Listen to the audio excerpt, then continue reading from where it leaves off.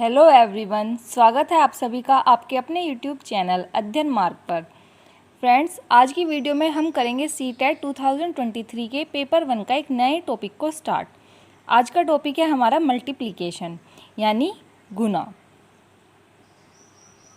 इस टॉपिक से भी आपके अच्छे क्वेश्चंस बनते हैं एग्ज़ाम में।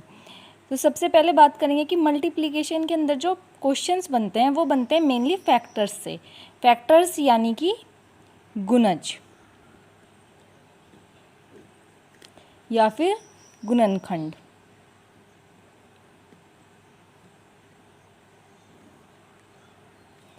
अगर मैं कहूँ फैक्टर्स बोलते किसे हैं, तो कोई भी एक संख्या वो किन किन संख्याओं से डिवाइड हो सकती है वो उसके फैक्टर्स हैं।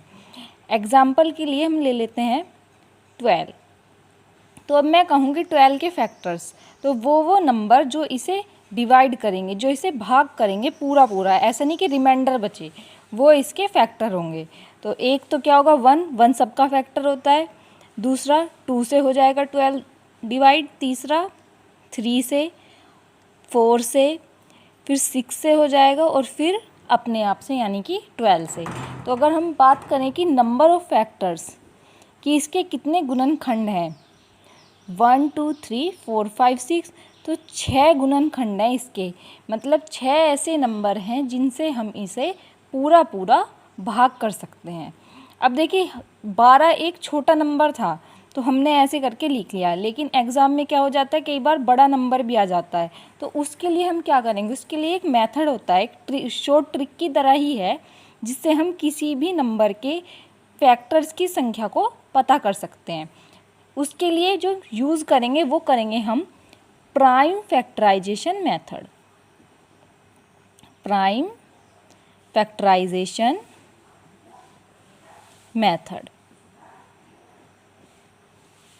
इसमें क्या करेंगे 12 के प्राइम फैक्टर्स निकालेंगे। प्राइम फैक्टर्स यानी ऐसे छोटे से छोटे नंबर जो फिर किसी और छोटे नंबरों में टूट ना सकें। जैसे सबसे पहले क्या लेंगे हम 2 से 6 टाइम्स, अगेन 2 लेंगे, 2 से 3 टाइम्स कैंसिल आउट, और फिर 3 लेंगे, 3 से 1 टाइम्स।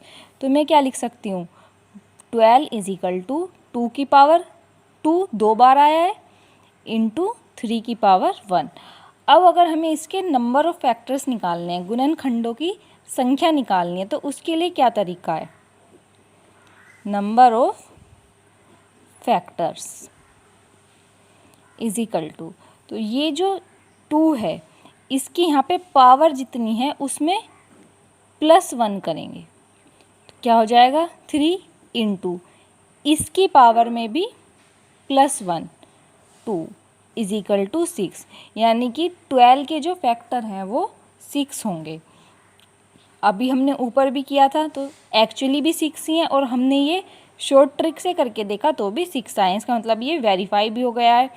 जो हम एक बार मैं फिर से रिपीट करती हूँ, जो हमारा नंबर है उसका सबसे पहले प्राइम फैक्टराइजेशन करना है, फिर उसके जो फैक्टर्स हैं उन्हें पावर में लिखना है। जो भी नंबर है उसकी जितनी पावर है, 2 की पावर 2 2 बार आया, 3 की पावर 1, फिर उनकी पावर में एक एक जोड़कर उनकी गुना कर देनी है। इसके लिए एक और एग्जांपल ले लेते हैं हम। 24 लिया सपोज हमने, तो 24 का प्राइम फैक्टराइजेशन करेंगे 2 से 12 टाइम्स, 2 से 6 टाइम्स, 2 से 3 टाइम्स और फिर 3 से 1 टाइम। तो अब 24 को कैसे लिखेंगे हम, पावर की फॉर्म में। अब देखिए 2 की पावर कितनी है 1 2 3, 3 बार आया हुआ है, इंटू 3 की पावर कितनी है 1, एक बार आया हुआ है। तो यहाँ पर नंबर ऑफ फैक्टर्स क्या हो जाएंगे, इनकी पावर में एक एक जोड़ना और फिर इनकी गुना कर देना। 3 है तो 3 + 1 इंटू मल्टीप्लाई करेंगे 1 + 1 की, तो ये क्या हो जाएगा, पावर में एक जोड़ दिया 4 गुना इसकी पावर में एक जोड़ दिया 2 इज इक्वल टू 8। यानी कि 24 के जो फैक्टर हैं, 24 के जो गुणनखंड हैं उनकी संख्या 8 होगी। इस तरह के क्वेश्चंस जो हैं सीटेट में आमतौर पर बन जाते हैं कि कोई भी आपको संख्या दे दी गई और फिर ये पूछ लिया कि इसके गुणनखंडों की संख्या कितनी है। ये तो हुई संख्या की बात। कई बार हो जाता है कि आपसे क्वेश्चन में ये पूछ ले कि जो इनके गुणनखंड हैं उनका योग क्या होगा, यानी उनका सम क्या होगा। तो उसके लिए भी एक दूसरा मेथड है, आइए उसे देखते हैं। मैं ये 12 वाला ही एग्जाम्पल लूँगी ताकि आपको अच्छे से क्लियर हो जाए।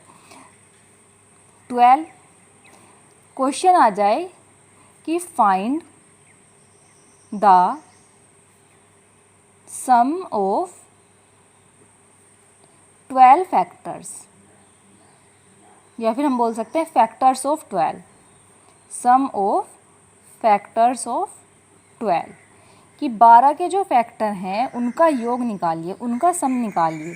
तो इसके लिए भी सबसे पहले हम वही प्राइम फैक्टराइजेशन करेंगे, 12 के फैक्टर्स करेंगे, 2 से 6 टाइम्स कैंसिल आउट, फिर 2 से अगेन 3 टाइम्स और 3 से 1 टाइम्स। और इन्हें किस फॉर्म में लिखेंगे, जैसा कि हम पहले इसमें लिख रहे हैं नंबर निकालने में, उसी तरीके से इसे भी पावर की फॉर्म में लिखना है, 2 की पावर 2 इंटू 3 की पावर 1। अब देखिए, अगर हमसे ये पूछ लिया होता है इस क्वेश्चन में कि फैक्टर्स की संख्या बताइए, गुणनखंडों की संख्या बताइए, तो अब तो ईजी है हमारे लिए, इसकी पावर में +1 करके गुना कर देते। जैसे क्या हो जाता है, यहाँ से 3 गुना 2 6 आ जाती। लेकिन इस बार क्वेश्चन बदल दिया, इस बार हमसे इसकी सम पूछ लिया, इसका योग पूछ लिया। तो उसके लिए क्या करना है, जो यहाँ पर हमारा बेस है, यानी जिस संख्या की पावर है उसकी पावर में +1, 2 की पावर 2 + 1, और उसमें से माइनस करना है 1, और नीचे इसी वाली बेस, इसे बेस बोलते हैं, आधार बोलते हैं, जो नीचे होता है, इसमें से फिर 1 माइनस करना है और इसकी गुना कर देनी है। फिर दूसरे वाला फैक्टर लेंगे हम 3, इसकी पावर कितनी 1 बढ़ानी है, तो 1 + 1, और माइनस क्या करेंगे, -1 ही करेंगे। जितने भी हम फैक्टर लेंगे ऊपर और नीचे, यानी कि अंश और हर दोनों में से 1 को ही हम घटाएंगे। तो 3 - 1 यहाँ से हो गया 2 की पावर 3 -1 2 - 1 इंटू, फिर 3 की पावर यहाँ पे क्या है 1 और 1 तो हमारा है ही, और 1 हम बढ़ाते हैं, तो 3 की पावर 2 -1 अपॉन 3 - 1।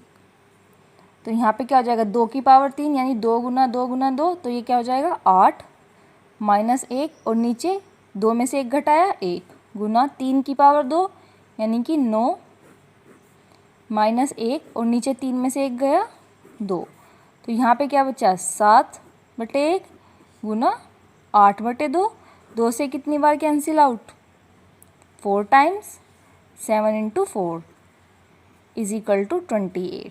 तो अगर मैं ये कहूँ कि 12 के जो गुणनखंड हैं उनका योग क्या आया है 28, और अगर हम इन्हें एक्चुअली करके देखें, हमारे पास हैं 12 के ये सभी गुणनखंड, इनका योग करके देखें, 2 + 1 3, और 3 6, और 4 10, ये 16, और +24 तो कितना आया 28। अगर हम इन्हें एक्चुअली भी जोड़ के देख रहे हैं तो 28 ही आ रहा है, और हमारे फॉर्मूले से भी, हमारी जो शॉर्ट ट्रिक है उससे भी यही आ रहा है। ये तो 12 था, छोटा नंबर था तो हमने ऐसे सोल्व कर लिया, लेकिन अगर बड़ा नंबर हो, बड़ी संख्या हो, तो उसके लिए भी हम ऐसे ही करेंगे। एक बार मैं रिपीट कर देती हूँ आपके लिए, जो हमारा बेस होगा वो ऐसे लिखेंगे, उसके ऊपर जो पावर होगी उस पावर में 1 जोड़ेंगे, और उसमें से 1 फिर घटा देंगे, पावर में से नहीं, जो पूरी वैल्यू आएगी उसमें से।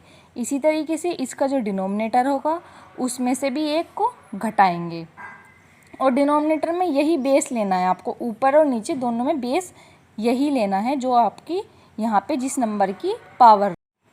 इसके बाद हम बात करते हैं मल्टीप्लिकेशन की कुछ प्रॉपर्टीज़ के बारे में। अब हमने देखा कि हम फैक्टर्स का सम कैसे निकालेंगे, फैक्टर्स के नंबर कैसे निकालेंगे। अब कई बार एग्जाम में क्वेश्चन आ जाता है मल्टीप्लिकेशन की प्रॉपर्टीज़ के ऊपर। तो सबसे पहली प्रॉपर्टी है कम्यूटेटिव, या फिर हम इसे बोल सकते हैं क्रमचयी। ये प्रॉपर्टी क्या कहती है कि जो हमारे मल्टीप्लिकेशन है उसमें हम जो संख्याएं हैं उनका ऑर्डर, यानी उनका क्रम बदल सकते हैं, और उसमें उनके आंसर पर कोई इफ़ेक्ट नहीं पड़ेगा। जैसे A × B = है B × AK, यानी मैं एक संख्या को आगे लिखूं गुना में या पीछे लिखूं, उन दोनों का आंसर सेम ही आएगा। और ऐसे ही एडिशन में भी है, जोड़ में भी अगर हम आगे पीछे लिखें तो सेम ही आता है। लेकिन ये वाली जो प्रॉपर्टी है ये आपकी भाग में और घटा में उसमें काम नहीं करती, उसमें जो आंसर है वो बदल जाता है। इसके लिए हम एक एग्जांपल ले सकते हैं।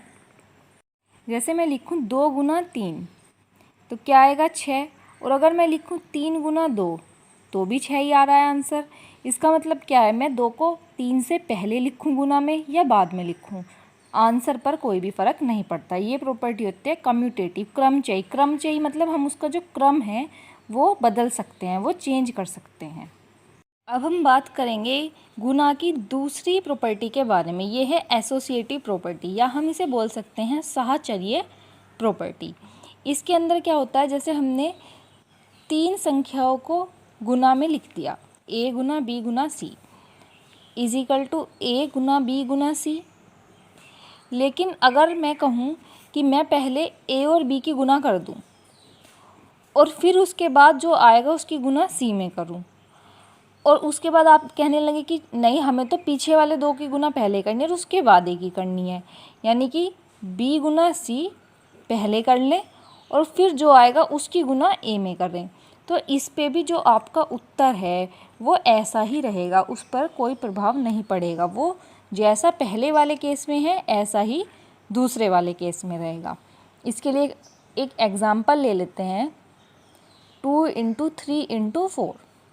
पहले हम क्या करेंगे, शुरू वाले दोनों संख्याओं की गुना करेंगे। तो क्या हुआ है, 3 दूनी 6 गुना 4 यानी कि 24। अब इस बार क्या करते हैं, हम पीछे वाली संख्याओं की गुना पहले करेंगे। तो क्या हो जाएगा, 2 गुना 4 × 12, तो 2 गुना 12 24। तो जो हमारा आंसर आया है उस पर कोई भी इफ़ेक्ट नहीं पड़ा है, वो आंसर दोनों केस में एज इट इज़ आया है। तो ये प्रॉपर्टी है आपकी साहचर्य प्रॉपर्टी। ये आप एडिशन में भी अप्लाई कर सकते हैं, जोड़ने में भी। अगर हम जोड़ें a + b + c इक्वल होता है आपका a + b + c के, लेकिन ये वाली प्रॉपर्टी पहली वाली की तरह माइनस में और डिवाइड में काम नहीं करती है। अब हम बात करते हैं इसकी तीसरी वाली प्रॉपर्टी के बारे में, जिसका नाम है डिस्ट्रीब्यूटिव प्रॉपर्टी या फिर वितरण। जैसे कि नाम से ही पता चल रहा है, वितरण मतलब कुछ क्या करना है, बांटना है।